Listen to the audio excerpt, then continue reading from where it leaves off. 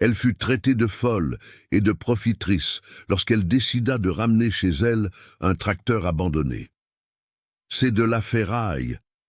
Vous n'arriverez même pas à le démarrer. » On se moquait d'elle. Seule, couverte de graisse et sans soutien, cette mécanicienne entendit des rires même de la part d'ingénieurs expérimentés. Mais à l'intérieur de cette machine oubliée, il y avait quelque chose que personne d'autre n'avait vu. Et quand elle le réalisa, tout changea. Laissez-moi vous raconter une histoire qui semble incroyable, mais je jure sur tout ce qu'il y a de plus sacré qu'elle s'est réellement déroulée ici, dans la banlieue nord de Paris, tout près du boulevard périphérique. Connaissez-vous cette sensation quand la vie est tiède, stagnante, et que soudain surgit une chose si absurde que vous ne savez pas si vous devez rire ou pleurer? Eh bien, c'était un mardi de janvier comme les autres, de ceux où la chaleur fait fondre l'âme. Victoire Dubois était en train de fermer son atelier à Saint-Denis, un garage de 50 mètres, coincé entre un magasin de pièces d'occasion et un entrepôt de boissons. Le sol en ciment était couvert de taches sombres d'huile brûlée, cette forte odeur de graisse mélangée à du diesel qui colle aux vêtements et ne part pas même après 3 lavages. Les murs étaient ornés de vieux calendriers de fabricants de roulements et dans un coin un établi tout rayé où Victoire démontait la pompe d'injection, rectifiait les arbres de transmission, réparait tout ce qui avait un moteur et nécessitait des mains fermes. Elle avait 32 ans, les cheveux toujours attachés en une queue de cheval serrée, les ongles courts par nécessité, non par choix, et cette manière directe de quelqu'un qui n'a pas de patience pour les futilités. Elle avait appris le métier avec son père, M. Valéry, qui avait autrefois un atelier plus grand à Aubervilliers, mais qui avait fermé ses portes lorsque la concurrence des grandes entreprises avait englouti les petits. Victoire avait hérité des outils, du savoir et de cette obstination salutaire à ne jamais abandonner, même quand tout semblait conspirer contre elle. Ce jour-là, elle était fatiguée. Elle venait de terminer l'entretien lourd d'un générateur diesel qui alimentait un hôpital privé à La Défense. Un travail bien rémunéré, mais qui lui avait laissé le dos endolori et les doigts engourdis à force de serrer des boulons calibrés. Elle était en train de verrouiller le portail en fer rouillé lorsqu'elle aperçut le papier. Un morceau de feuille A4 à moitié déchiré, collé de travers sur le lampadaire du coin. Le vent chaud de la nuit faisait claquer le bord du papier contre le métal, et Victoire faillit passer son chemin, mais quelque chose dans ces lettres maculées attira son attention. Elle s'approcha, sortit de la poche de son pantalon son vieux portable pour utiliser la lampe de poche, et lut « Tracteur industriel à retirer immédiatement sans frais. Terrain sera démoli dans 30 jours. » En dessous, un numéro de téléphone manuscrit à l'encre bleue, déjà un peu effacé par l'humidité. Victoire rit seule sur le trottoir désert, un tracteur industriel gratuit. Cela sentait le piège ou la ferraille qui ne valait même pas le prix du carburant du camion pour le récupérer. Mais vous connaissez cette démangeaison d'esprit, cette curiosité folle qui ne nous laisse pas en paix. Elle arracha le papier du poteau, le plia et le glissa dans sa poche. Arrivée chez elle, un petit appartement de 2 pièces à Pantin, elle prit une douche, dîna d'un riz avec un œuf au plat, reste du déjeuner, et regarda le papier posé sur la table en formica. Le téléphone était là, la défiant. Il était déjà plus de 21 heures quand, sans trop réfléchir, elle composa le numéro. 3 sonneries. Une voix d'homme plus âgé répondit, fatiguée mais polie. « Allô ? Bonsoir, c'est à propos de l'annonce du tracteur. Est-il toujours disponible ?» Silence de l'autre côté. Puis un long soupir. « Madame, vous êtes la première personne à appeler. J'ai mis cette annonce il y a 2 semaines sur plusieurs poteaux. Personne n'en a voulu. Et pourquoi le donnez-vous gratuitement ? Parce que le terrain va être démoli pour construire une résidence. Si personne ne retire cette machine d'ici, ils l'enverront à la ferraille. C'est dommage, mais je n'ai aucun moyen de déplacer ça. » Victoire sentit un frisson dans le ventre. Déplacer ça. Combien pesait cette chose? Quel type de tracteur est-ce? L'homme eut un rire discret, comme quelqu'un qui raconte une blague que personne d'autre ne trouve drôle. Un Big Bud, 16 cylindres, Vous en avez déjà vu un par ici.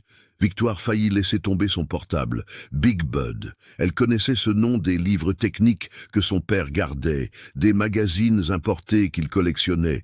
C'étaient les plus grands tracteurs à roues jamais fabriqués aux États-Unis. De véritables monstres d'acier utilisés dans les gigantesques fermes du Midwest américain. Mais ici, en France, abandonné.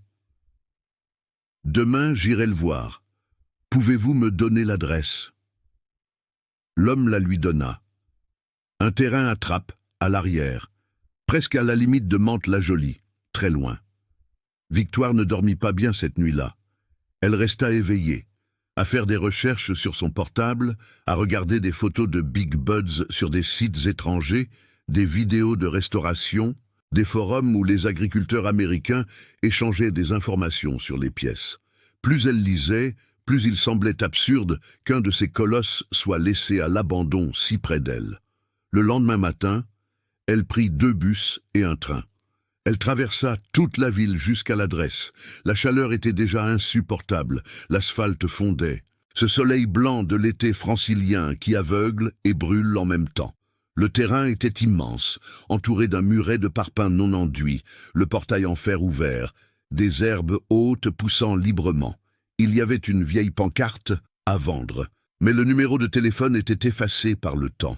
Victoire entra doucement, marchant sur une terre rouge, mêlée de gravats, de morceaux de briques, de vieilles boîtes de conserve.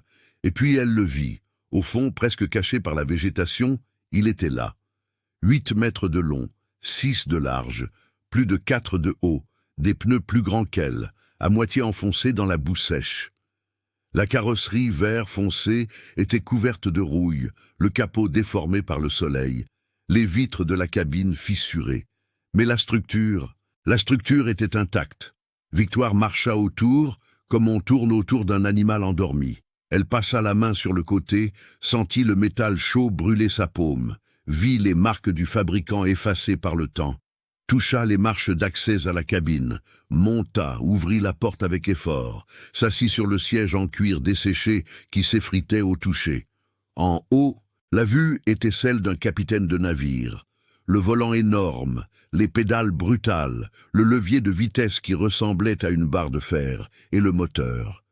Elle descendit, ouvrit le capot avec difficulté, et là, couvert de saleté et de feuilles mortes, se trouvait le cœur de la machine, un V16 détroit diesel, 16 cylindres disposés en 2 rangées, chacun de la taille d'un seau de peinture. Impressionnant, n'est-ce pas? Victoire se retourna. Un monsieur d'une 60aine d'années, cheveux grisonnants, chemise à carreaux et jeans usés, marchait vers elle. C'était le propriétaire du terrain. « C'est vous qui avez répondu au téléphone hier, monsieur ?»« Oui, c'est moi. Je m'appelle Antoine Moreau. Ce terrain appartenait à mon oncle Auguste Duval. Il est décédé il y a 5 ans. Ce tracteur était son rêve. » Victoire écouta toute l'histoire. Auguste Duval fut un entrepreneur visionnaire dans les années 80. Il avait acheté des terres à l'intérieur du département. Il voulait créer un projet agricole moderne. Il avait importé ce Big Bud directement du Montana. Il avait payé une fortune, mais avait fait faillite avant de mettre son plan en œuvre. Le tracteur n'avait jamais travaillé. Il était resté là, abandonné, couvert de bâches emporté par le vent, visité seulement par les oiseaux et le temps. « Madame, vous le voulez ?» demanda Antoine fatigué. « Vous pouvez le prendre, mais il faut faire vite. Dans 1 mois, les machines de démolition arrivent. » Victoire regarda le tracteur, l'immense moteur, les pneus gigantesques. Elle n'avait pas d'argent pour une grue, pas de place dans l'atelier. Cela n'avait aucun sens, mais elle dit oui. Vient maintenant la partie qui sépare les rêveurs des bâtisseurs. Victoire avait un problème de 45 tonnes à résoudre. Comment sortir ce colosse de là, sans dépenser une fortune qu'elle n'avait pas, une grue industrielle, facture au poids? Et le prix que les gars lui avaient donné dans le devis était presque le même que ce qu'elle gagnait en 6 mois de travail acharné. Impossible. C'est alors qu'elle eut l'idée la plus folle ou la plus géniale de sa vie. Démonter le Big Bud pièce par pièce, transporter le tout dans des camions empruntés et le remonter ailleurs. Cela semble simple, dit comme ça, mais vous devez comprendre ce que cela signifie. Un tracteur de cette taille a des milliers de composants, des boulons de la taille d'un avant-bras, des écrous qui pèsent 3 kilos chacun, des tuyaux hydrauliques aussi épais qu'un bras d'enfant, des faisceaux électriques avec des centaines de fils, sans parler du moteur, de la transmission, des essieux, des roues. Chaque roue, mes amis, chacune de ces 6 roues gigantesques pesait plus de 300 kilos, rien que pour la jante en acier. Et le pneu, mon Dieu, chaque pneu était plus grand qu'une personne et pesait près de 400 kilos à lui seul. Victoire passa la première semaine à étudier le tracteur, prenant des photos de chaque détail, dessinant des schémas dans son carnet, marquant à la craie l'emplacement de chaque pièce. Elle acheta un jeu de douilles industrielles d'occasion, emprunta un palan à chaîne capable de soulever une demi-tonne et commença tous les jours.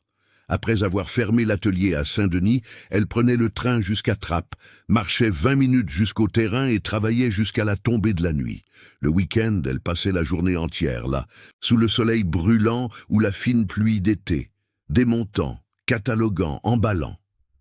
L'odeur était celle de l'huile vieille mêlée à la rouille, cette odeur métallique qui colle à la gorge. Ses mains étaient toujours couvertes de graisse noire séchée.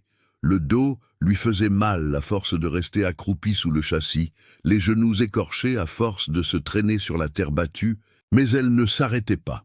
Elle obtint l'aide d'un ami qui avait un camion de déménagement, Roger, un homme au grand cœur, qui accepta de faire plusieurs voyages en ne facturant que le gasoil. Elle put également compter sur la force de 2 voisins de l'atelier, Paul et Édouard, qui les week-ends l'accompagnaient sur le terrain et aidaient à charger les pièces les plus grandes à l'aide de poulies et de cordes attachées aux arbres. La première chose qu'elle démonta fut le système hydraulique. C'étaient d'immenses vérins chromés à l'intérieur qui contrôlaient la suspension et les outils agricoles. Vint ensuite la transmission, une boîte de vitesse à 14 rapports, qui à elle seule pesait plus d'une demi-tonne et nécessita 4 hommes et un système D en bois pour la descendre sans la casser. Mais le moteur, le moteur fut le plus grand défi. Victoire consacra 3 jours entiers uniquement à lui. D'abord, elle vida les 100 litres du réservoir de carburant. Il y avait du vieux diesel à l'intérieur, marron foncé, puant comme de la pourriture, et qu'elle récupéra dans des fûts empruntés. Ensuite, elle déconnecta tous les tuyaux, tous les faisceaux électriques, démonta le radiateur avant, retira les échappements qui ressemblaient à des tuyaux d'égout, tellement ils étaient épais. Et puis, quand elle réussit enfin à accéder au bloc moteur proprement dit, elle vit quelque chose d'étrange. Il y avait des valves supplémentaires, des valves qui n'auraient pas dû être là. Victoire avait étudié les moteurs Detroit Diesel toute sa vie. Elle connaissait chaque courbe, chaque canal, chaque système. Mais cela était différent. Entre la culasse et le bloc, soudés de manière presque invisible, il y avait des valves thermostatiques secondaires, petites, faites d'un alliage d'aluminium brillant, avec des micro-canaux internes si fins qu'ils semblaient avoir été usinés au laser. Elle retira l'une des valves avec soin, la nettoya, l'observa à la lumière. Quelque chose était gravé sur le côté, des lettres minuscules. AP84. Auguste Duval. 1984. Cet homme avait modifié le moteur. Victoire sentit son cœur s'accélérer. Elle prit son portable, prit des dizaines de photos, mesura les valves avec un pied à coulisse, nota tout. Puis elle commença à suivre les tubes qui y étaient connectés. Les valves étaient reliées à un circuit de refroidissement parallèle qui ne passait pas par le radiateur principal. C'était un serpentin de cuivre caché à l'intérieur du châssis, courant sous la cabine, protégé par des plaques d'acier. Le serpentin était fin, sinueux, avec des courbes parfaites, clairement fait sur mesure, et le liquide à l'intérieur. Victoire en draina un échantillon dans un flacon en verre. Ce n'était pas de l'eau. Ce n'était même pas un liquide de refroidissement ordinaire. C'était une huile fine, transparente, un peu jaunâtre, qui ne s'évaporait pas même sous la chaleur infernale de ce janvier francilien. Elle rapporta l'échantillon chez elle, le garda au réfrigérateur et passa la nuit à faire des recherches. Le troisième jour, elle retrouva une connaissance qui travaillait à l'entretien de turbines d'avion à Roissy-Charles de Gaulle, un jeune homme nommé Marcel, qui avait accès à un laboratoire d'analyse de fluides. Marcel fit les tests et revint avec la réponse, impressionné. Victoire, c'est un mélange d'huile minérale et d'ester synthétique.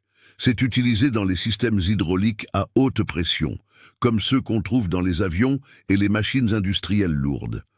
Ça supporte des températures supérieures à 120 degrés sans bouillir. Cela coûte une fortune, et celui qui a fait le mélange savait très bien ce qu'il faisait. Voilà, le puzzle commençait à s'assembler dans son esprit. Auguste Duval n'était pas seulement un entrepreneur rêveur, c'était un ingénieur. Il avait compris le problème fondamental des tracteurs américains en France. Ils étaient conçus pour le climat tempéré du Montana, où la température dépassait rarement les 30 degrés. Ici, en France, sous un soleil à 40 degrés, travaillant des heures d'affilée à labourer une terre dure, tout moteur conventionnel surchauffait et fondait. Alors, Auguste avait créé un système de refroidissement parallèle.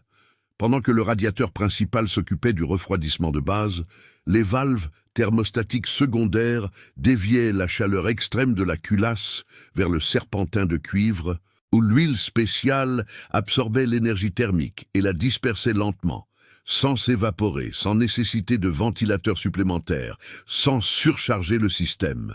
C'était génial, c'était simple, c'était fonctionnel, et personne ne savait que cela existait. Victoire continua le démontage, mais maintenant avec révérence, comme on démonte une œuvre d'art. Elle catalogua chaque valve, chaque centimètre du serpentin, mesura l'épaisseur du cuivre, nota les angles des courbes, prit des moulages en plâtre des connexions. 3 semaines plus tard, le Big Bud entier était emballé dans des caisses, enveloppé dans des bâches, protégé avec de la mousse, catalogué dans une feuille de calcul de 20 pages que Victoire avait faite à la main. Le terrain resta vide, seulement de la terre battue et des marques de pneus sur le sol. Vint maintenant la deuxième partie, trouver un endroit pour remonter cela. Victoire parcourut toutes les communes de grande couronne parisienne, cherchant un entrepôt. Il lui fallait de l'espace, une grande hauteur sous plafond, un sol ferme. Tout était trop cher ou trop petit, jusqu'à ce qu'elle trouve un entrepôt abandonné à Meaux, de l'autre côté de la Marne, dans une zone industrielle désaffectée près de l'autoroute A4. Le propriétaire était un monsieur à la retraite, monsieur Vanderley, qui accepta de louer pour un prix juste, 6 mois d'avance. L'entrepôt avait 400 mètres, des murs en maçonnerie, un toit en tôle ondulé percé à certains endroits, mais une bonne structure. Victoire nettoya tout, colmata les trous avec des bâches, installa des projecteurs empruntés, monta un établi improvisé avec des tréteaux et des planches et commença à reconstruire le géant. Le montage fut plus difficile que le démontage. Chaque pièce devait retrouver sa place exacte, chaque boulon serré au couple correct, chaque connexion testée 3 fois. Victoire passait 18 heures par jour là, dormant dans un hamac monté dans un coin de l'entrepôt, mangeant des plats froids, prenant sa douche avec un tuyau d'arrosage. Mais le plus important, elle ne se contenta pas de le remonter, elle l'améliora en utilisant l'impression 3D en métal frité d'un laboratoire de prototypage à Saclay. Elle fabriqua de nouvelles valves thermostatiques, et copiant exactement le dessin d'Auguste Duval, mais avec des tolérances encore plus précises. Elle acheta du cuivre de première qualité et refit tout le serpentin, soudant chaque joint au chalumeau oxyacétylénique, testant l'étanchéité à l'air comprimé. Elle acheta 200 litres du mélange spécial d'huile minérale et d'ester synthétique auprès d'un fournisseur industriel à Lyon, payant avec l'argent qu'elle avait économisé en 2 ans. 6 mois plus tard, un matin de juillet, avec le froid piquant de la montagne descendant sur Meaux, Victoire connecta 2 batteries industrielles de camions en série, brancha le gros câble au démarreur, respira profondément et tourna la clé improvisée. Le moteur toussa, cracha de la fumée noire, toussa de nouveau et puis rugit. 16 cylindres s'éveillèrent en même temps, faisant exploser le carburant, faisant bouger les pistons, faisant tourner l'immense vilebrequin, faisant trembler le sol en béton, vibrer les murs et s'enfuir les oiseaux effrayés des arbres environnants. Victoire coupa le moteur, vérifia les fuites, le ralluma. Le moteur se stabilisa au ralenti, ronronnant grave et profond comme une locomotive prête à partir. Elle monta dans la cabine, testa les pédales, enclencha la première vitesse, relâcha l'embrayage doucement.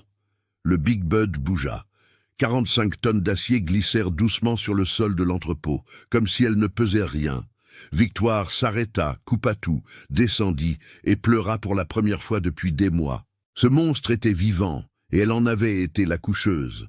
Avoir le tracteur en état de marche était une chose, convaincre quelqu'un que cela valait quelque chose en était une autre, complètement différente. Victoire passa des semaines à essayer de montrer le Big Bud à des personnes qui s'y connaissaient.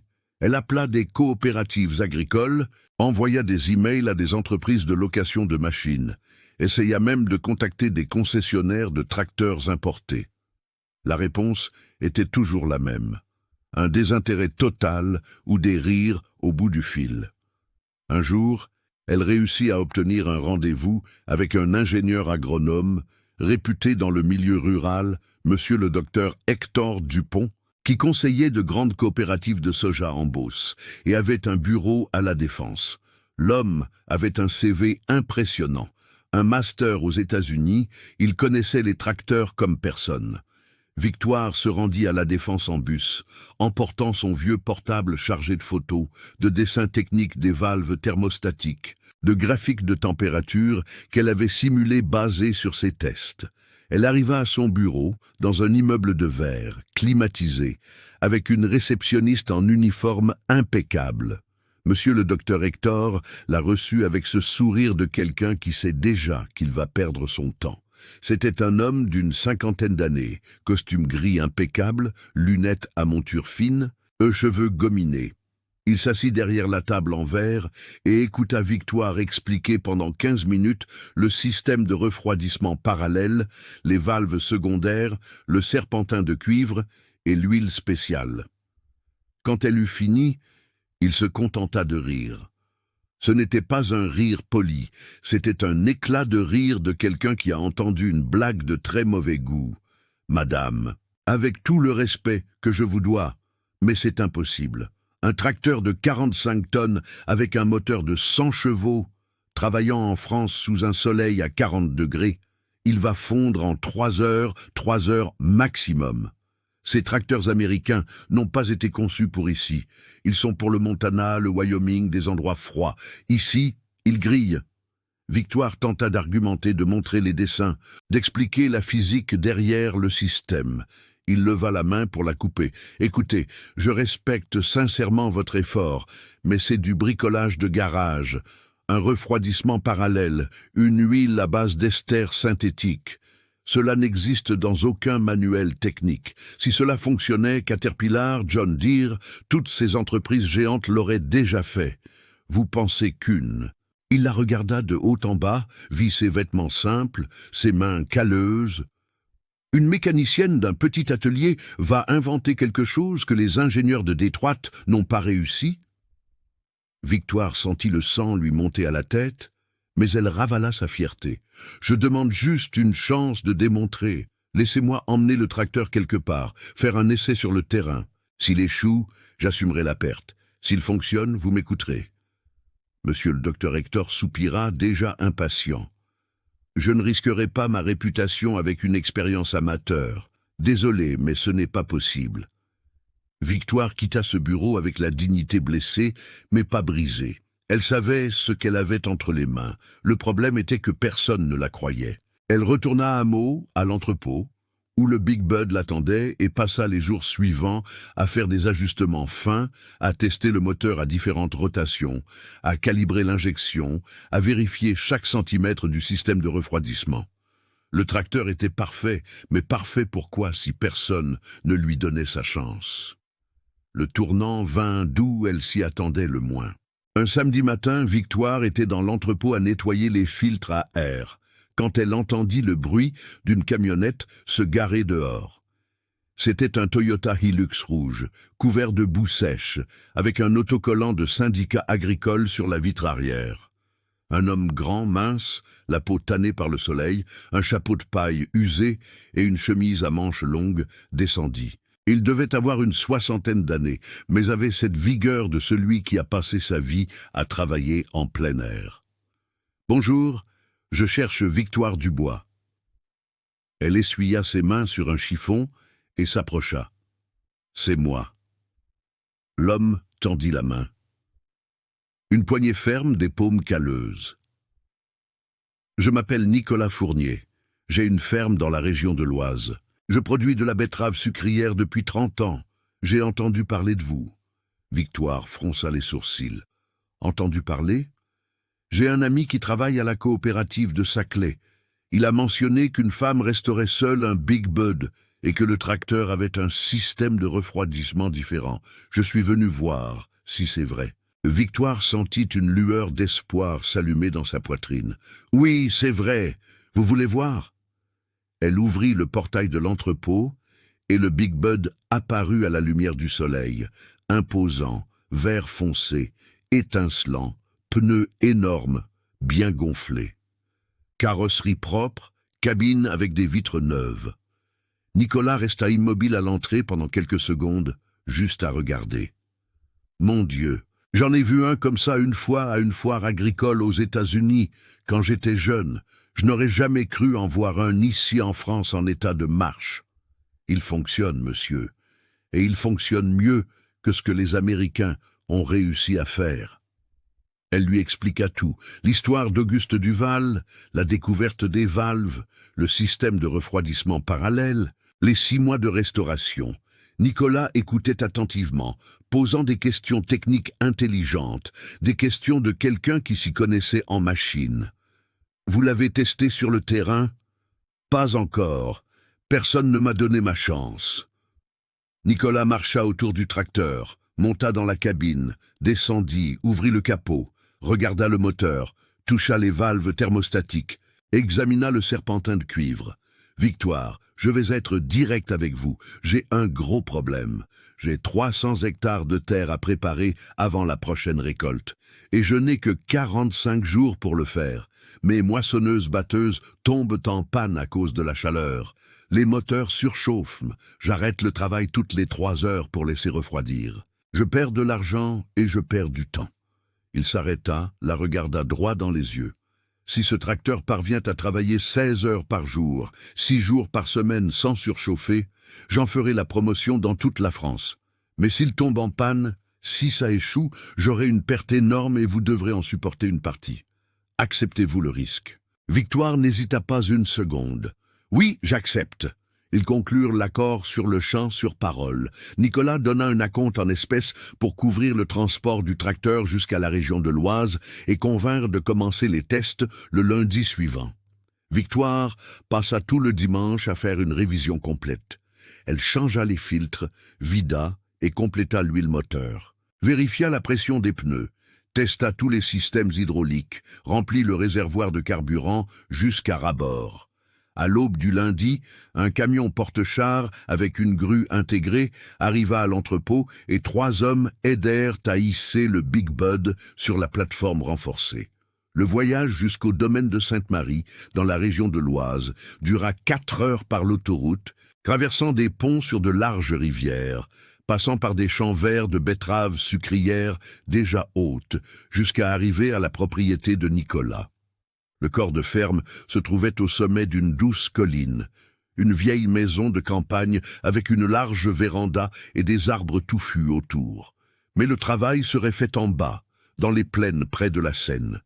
300 hectares de terre dure, compactée, pleine de restes de vieilles racines de betteraves. Quand ils déchargèrent le Big Bud au bord du champ, il était déjà midi, et le soleil était à son zénith, brûlant sans pitié. Le thermomètre de la camionnette de Nicolas affichait 38 degrés à l'ombre. Au milieu du champ ouvert, avec le reflet de la terre claire, cela devait approcher les 45 degrés. Les travailleurs de la ferme, une quinzaine d'hommes coiffés de chapeaux et de chemises trempées de sueur, arrêtèrent ce qu'ils faisaient pour voir le tracteur géant. Certains riaient, d'autres sifflaient, impressionnés. Un vieil homme aux cheveux blancs secoua la tête et dit à voix haute « Celui-là va fondre avant la fin de l'après-midi, notez bien. » Victoire écouta, mais ne répondit pas. Elle monta dans la cabine, ajusta le siège, inséra la clé, pompa l'accélérateur manuel 3 fois et démarra le moteur. Le rugissement des 16 cylindres balaya le champ comme un coup de tonnerre. Les hommes reculèrent instinctivement, impressionnés par la force brute de ces 16 cylindres qui s'éveillaient. Victoire attendit que la température se stabilise, vérifia le tableau de bord improvisé qu'elle avait elle-même monté avec des capteurs numériques connectés aux valves thermostatiques et vit les chiffres. Température de la culasse à 72 degrés, température du serpentin à 65 degrés, pression d'huile stable. Parfait. Elle enclencha la première vitesse, accoupla la herse à disque lourd que Nicolas avait préparé et avança. Le Big Bud enfonça les disques dans la terre dure et commença à tirer. Le moteur ronronna gravement, montant en régime, les pneus énormes tournant fermement, la terre se fendait derrière, comme si elle était déchirée par des lames aiguisées. L'odeur de terre fraîche monta dans l'air, ce parfum de sol vierge mêlé de gazole brûlé. Victoire travailla 3 heures d'affilée sans s'arrêter, traçant des lignes droites et précises, retournant la terre d'un côté à l'autre, les disques chantant en coupant les vieilles racines. Le soleil frappait impitoyablement. Le métal du capot reflétait une lumière aveuglante. La chaleur entrait par la cabine ouverte et collait à la peau comme du miel chaud. Mais le moteur ne se plaignait pas. Toutes les demi-heures, Victoire vérifiait les capteurs. La température de la culasse montait lentement, 82, 86, 89, mais ne dépassait jamais 92 degrés. Elle restait là, stable, contrôlée, tandis que le système de refroidissement parallèle déviait la chaleur excédentaire vers le serpentin et l'huile spéciale absorbait tout sans bouillir, sans s'évaporer, sans faillir. Quand elle eut achevé 6 heures de travail direct sans s'arrêter, Nicolas s'approcha à pied dans le champ, accompagné du vieux sceptique. Tous deux touchèrent le capot du tracteur. Il était chaud, bien sûr, mais pas insupportable. Nicolas demanda à Victoire de couper le moteur et de l'ouvrir pour qu'il voie.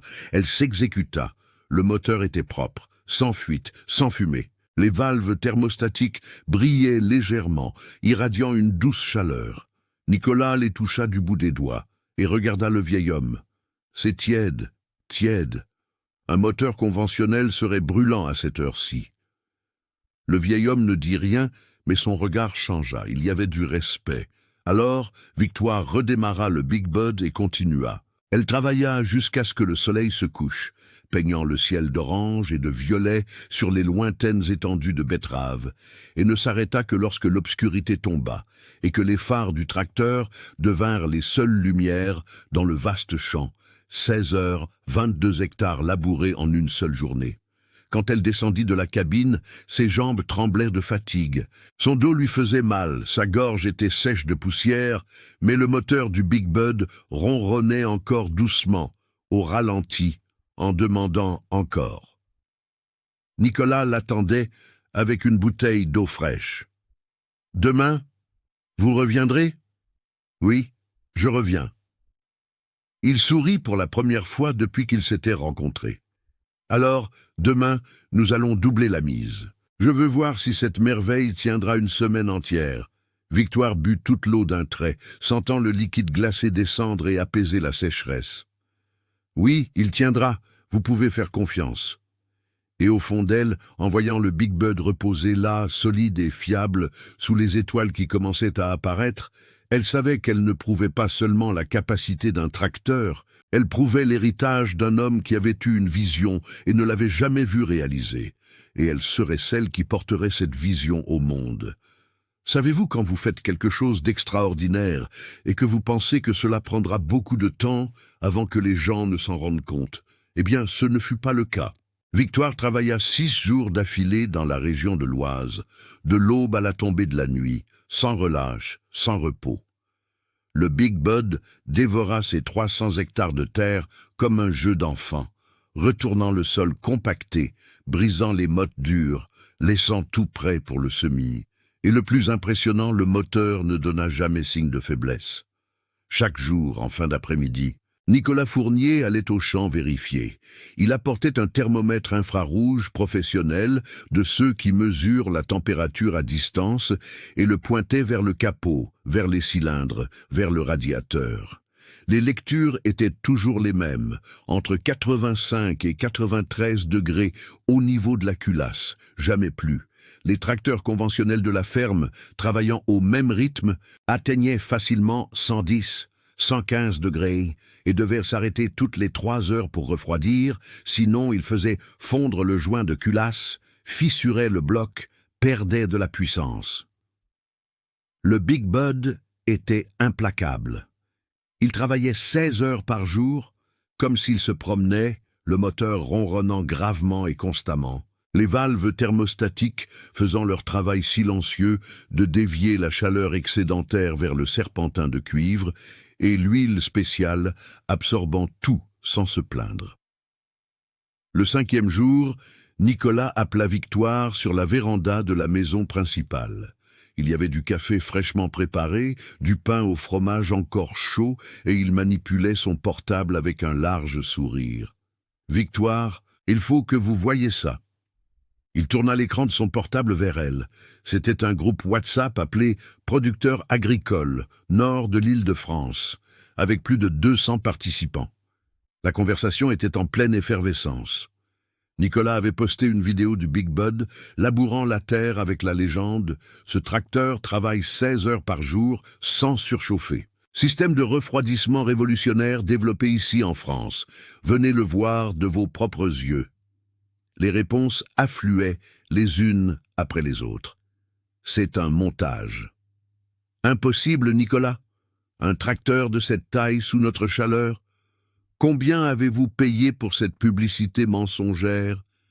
Mais il y avait aussi d'autres messages. C'est sérieux. Où puis-je en obtenir un pareil? Je dois connaître cette technologie. Mes machines me causent des pertes chaque 5 jours. Nicolas, vous plaisantez ou c'est la vérité? Nicolas rit et prit une gorgée de café. Demain, des gens de 3 fermes différentes viendront ici juste pour voir le tracteur fonctionner. Et regardez, Victoire, l'un d'eux est monsieur le docteur Gilbert Lefebvre, propriétaire de la plus grande coopérative de céréales de la région. S'il est impressionné, la nouvelle circulera dans toute la France. Victoire sentit un frisson d'excitation. Non pas de peur, mais de cette bonne anxiété de celui qui sait qu'il est proche de quelque chose de grand. Le lendemain, samedi, 5 camionnettes arrivèrent à la ferme avant 8 heures du matin. En descendirent des hommes coiffés de chapeaux, lunettes de soleil, chemises en tissu technologique, des gens qui respiraient l'argent et les affaires. Parmi eux se trouvait monsieur le docteur Gilbert Lefebvre, un homme d'environ 70 ans. Barbe blanche taillée, posture droite, regard qui ne se laisse pas facilement impressionner. Nicolas fit les présentations. Victoire serra la main de chacun, sentant les regards d'évaluation. Ce jugement silencieux que toute femme mécanicienne connaît bien. Est-ce qu'elle comprend vraiment, ou est-ce juste de la chance?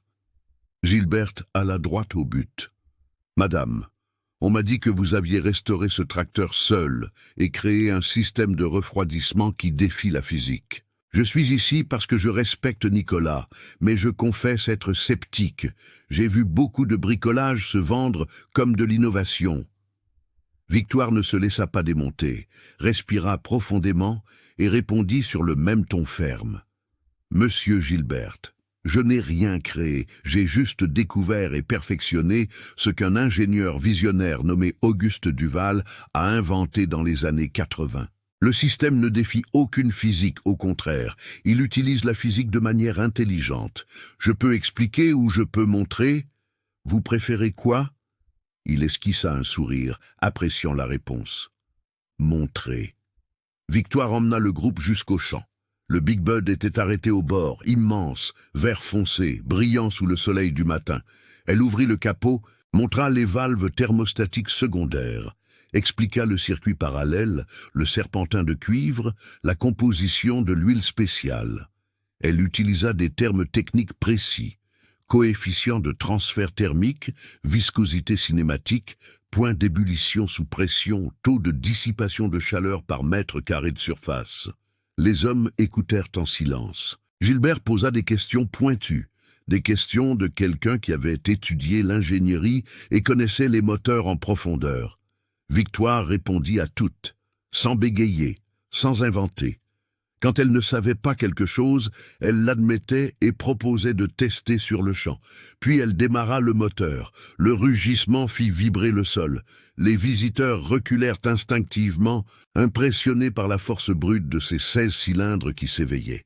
Victoire accoupla la herse à disque la plus lourde que Nicolas avait, celle à double disque qui s'enfonçait profondément et exigeait une traction brutale, et commença à travailler.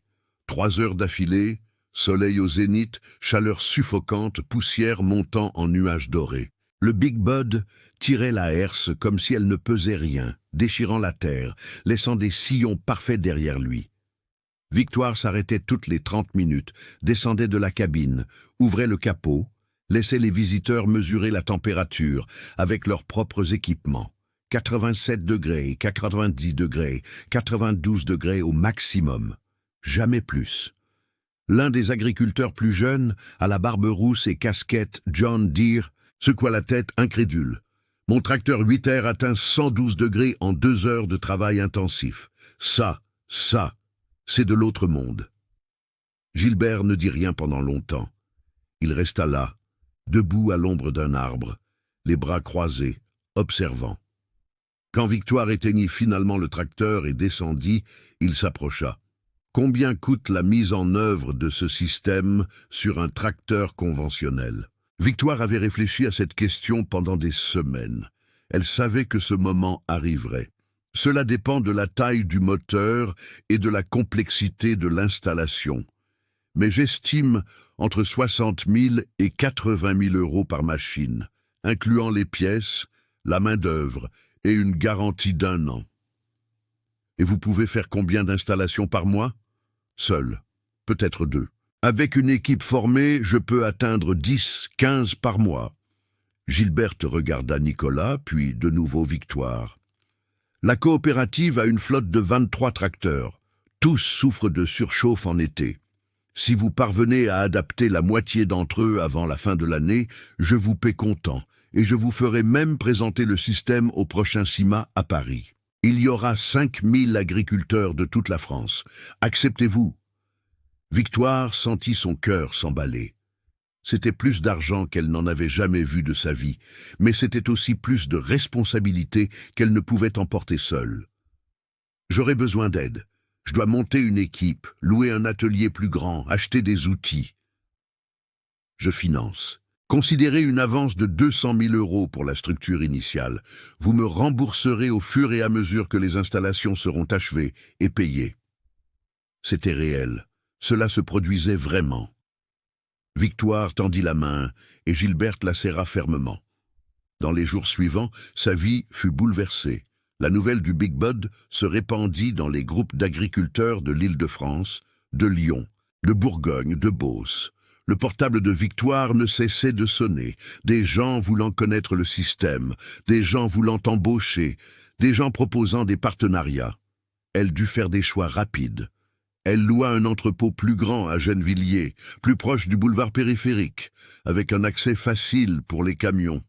Elle acheta des outils industriels, des clés dynamométriques numériques, un équipement de soudage TIG pour le cuivre, une perceuse à colonnes, un tour mécanique d'occasion mais fonctionnel. Elle embaucha 3 mécaniciens expérimentés, des gens qu'elle connaissait de la région, des travailleurs de confiance, qui connaissaient la différence entre serrer une vis et calibrer un système hydraulique, et commença à les former. Elle leur enseigna chaque détail du système de refroidissement parallèle, leur montra comment fabriquer les valves thermostatiques en utilisant les moules qu'elle avait développés. Elle expliqua l'importance de chaque mesure, de chaque connexion, de chaque test de pression.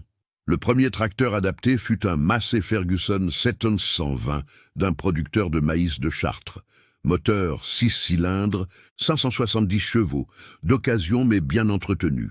Victoire et l'équipe passèrent 12 jours à installer le système. Ils soudèrent le serpentin de cuivre sur le châssis, fabriquèrent 6 valves thermostatiques sur mesure, recalibrèrent le système de refroidissement principal, remplirent le circuit parallèle avec le mélange spécial d'huile. Lorsqu'ils testèrent sur le terrain, le résultat fut le même. Température stable, moteur efficace, sans surchauffe. Le producteur pleura d'émotion.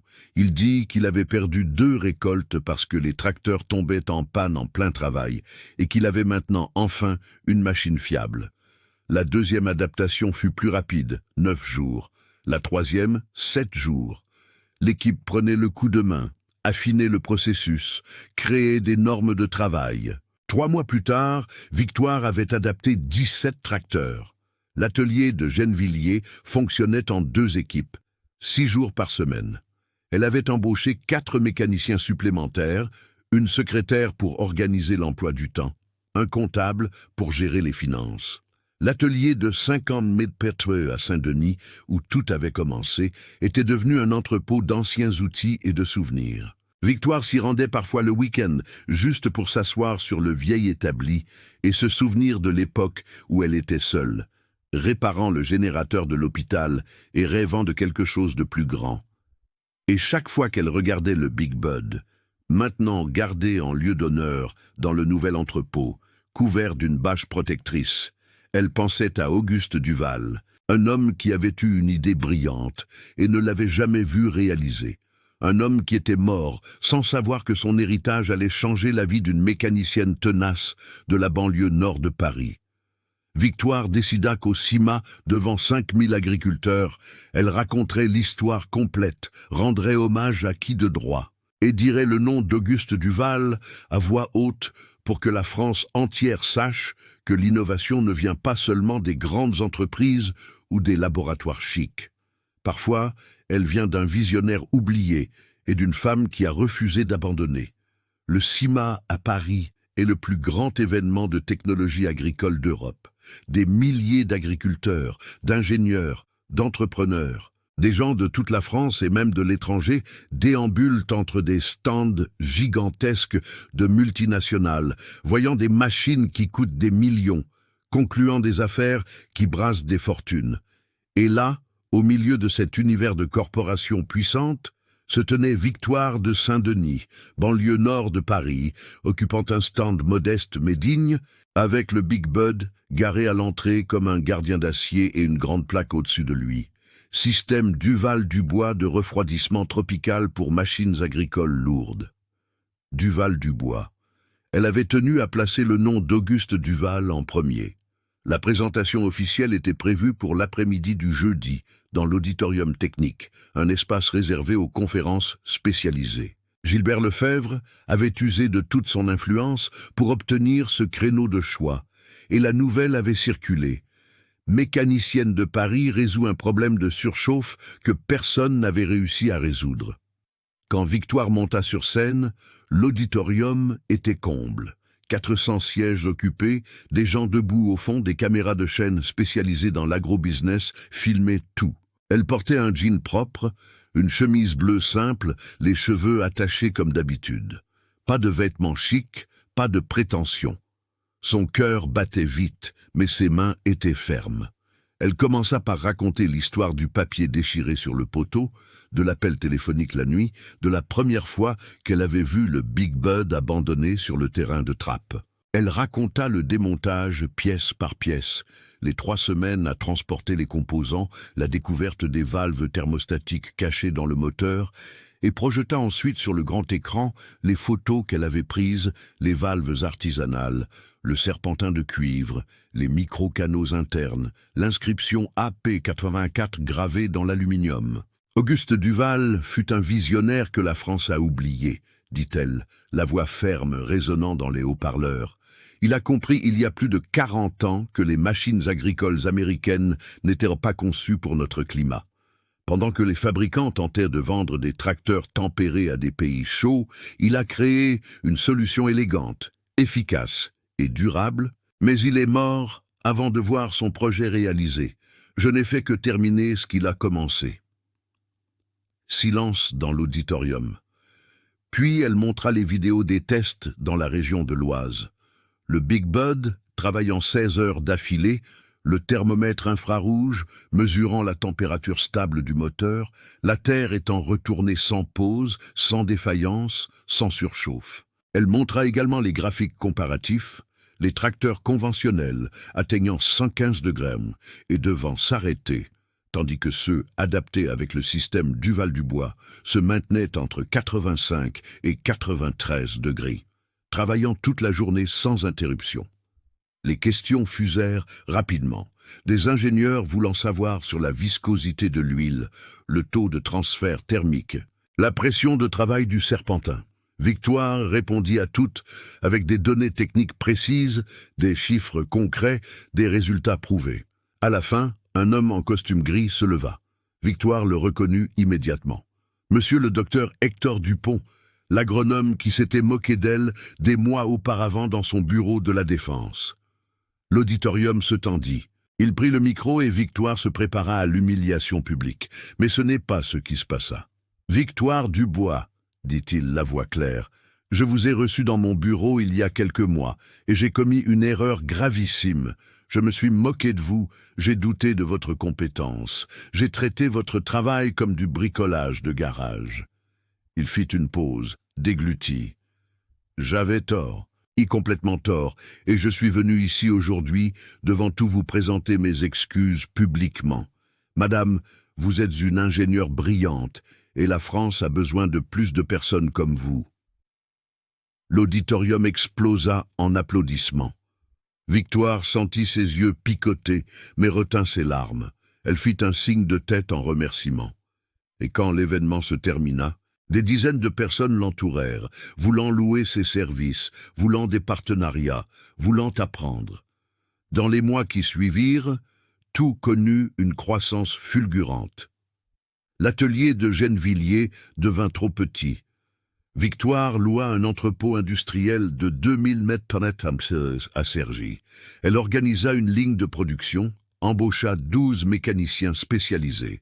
Elle fit venir des ingénieurs pour développer des versions du système pour différents types de machines, moissonneuses, batteuses, pelleteuses, camions tout-terrain et même des locomotives minières.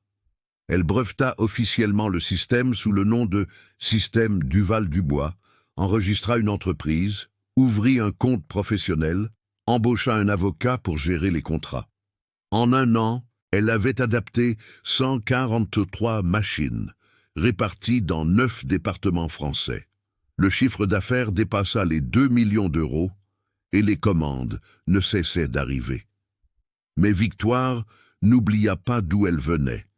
Elle utilisa une partie des bénéfices pour créer l'Institut technique Auguste Duval, une école de formation professionnelle gratuite à Saint-Denis, destinée aux jeunes de la banlieue nord qui voulaient apprendre la mécanique lourde, la maintenance industrielle, la réfrigération automobile.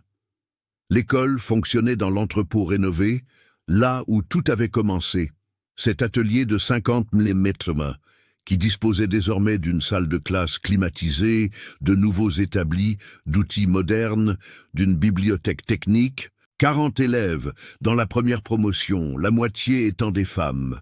Victoire donnait des cours personnellement 2 fois par semaine, enseignant les secrets des valves thermostatiques, montrant comment souder le cuivre, expliquant la physique thermique appliquée. Elle voyait la lueur dans les yeux de ces jeunes, la même soif de connaissance qu'elle avait eue lorsque son père lui avait appris à démonter son premier moteur. Le jour de la remise des diplômes de la première promotion, Victoire invita Antoine Moreau, le neveu d'Auguste Duval, ce monsieur aux cheveux grisonnants qui lui avait donné le tracteur. Il vint de Trappes, portant un vieux costume bien repassé, et fut ému de voir la plaque à l'entrée de l'école avec le nom de son oncle. Auguste rêvait de changer la France grâce à la technologie agricole, dit Antoine, serrant la main de Victoire. Il serait fier de savoir que son rêve n'est pas mort, que vous l'avez maintenu en vie. Victoire chercha également la veuve d'Auguste, Madame Marielle, une dame de 78 ans qui vivait à Nice. Elle lui apporta un pourcentage des bénéfices. Elle insista sur le fait que c'était son droit en tant qu'héritière de l'inventeur original. Madame Marielle pleura, refusa l'argent au début, mais Victoire n'accepta pas de refus. Elle convainquit la dame de le recevoir comme des redevances pour l'utilisation du brevet et utilisa une partie de cet argent pour créer une bourse d'études au nom d'Auguste Duval pour les élèves défavorisés de l'école technique. Le Big Bud, ce géant qui avait tout changé, fut mis à la retraite avec les honneurs. Victoire le restaura complètement une dernière fois. Elle le peignit en vert foncé, étincelant, y fixa une plaque de bronze racontant toute l'histoire et le donna au musée de l'agriculture de Saint-Jean-de-Mont, où il fut exposé comme symbole de l'innovation française adaptée à nos conditions. 3 ans après le papier déchiré sur le poteau, Victoire était assise sur la véranda du nouveau siège de l'entreprise, un modeste bâtiment de 2 étages à Cergy, buvant du café et regardant le soleil se lever sur la cour où des dizaines de tracteurs attendaient l'adaptation du système Duval-Dubois. Elle avait 35 ans. Une entreprise consolidée, une équipe de 40 personnes, des contrats avec des coopératives de 7 départements, des invitations à donner des conférences dans des universités.